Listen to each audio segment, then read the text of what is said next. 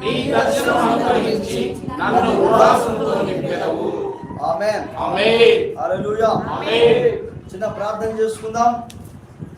మహాగణుడైన తండ్రి, మా పరిశుద్ధుడా, నమ్మదగిన యేసు ప్రభువా, నీ ఘనమైన నామమును బట్టి స్తోత్రాలు చెల్లిస్తున్నాం. ఈ యొక్క సమయంలో మా మధ్యలో నీవు ఉండాలని, నువ్వు మాట్లాడాలని, నువ్వు దర్శించాలని, నీ ముఖ దర్శనములో మేము ఆనందించాలని కోరుకుంటున్నాం.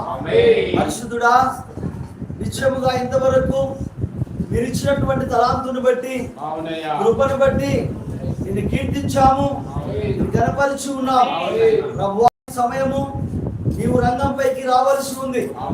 నువ్వు వచ్చి మాట్లాడవలసి ఉన్నది.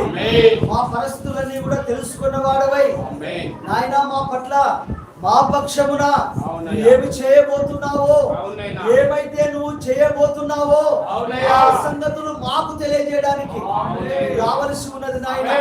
మా యొక్క అవసరంలో మేము ఉన్నాము గనుక అవసరం తీర్చు నిమిత్తమై రావలసి ఉన్నది నాయన. అంతరంగము కొరతను తీర్చవలసిన దేవుడవై ఉన్నావు. ప్రభువా, నీకు వందనము, స్తోత్రము నాయన.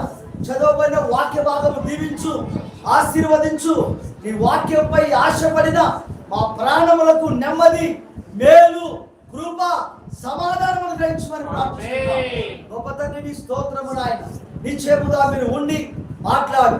మా ఆత్మ సంబంధమైన అవసరములన్నీ కూడా యేసుని నామములో తీర్చుమని ప్రార్థిస్తున్నాం. భౌతికంగా మా తలపులు, ఆలోచనలు ఎరిగిన దేవా, మా శరీరంలో ఉన్నటువంటి బలహీనతలను ఎరిగిన ప్రభువా, ఆ శరీరమును కూడా మీరు ముట్టండి, స్వస్థపరచండి. సంపూర్ణమైన ఆరోగ్యం, సంపూర్ణమైన సమాధానం, సంపూర్ణమైన స్వస్థత కలగజేయమని ప్రార్థిస్తున్నాం. ఎందుకనగా ఈ దేహము నీ ఆలయమై ఉన్నది. వీటి ద్వారా నేను మయపరచవలసి ఉన్నది కనుక వీటిని క్షేమంగా ఉంచండి. భగవానికి వందనం, స్తోత్రము నాయన.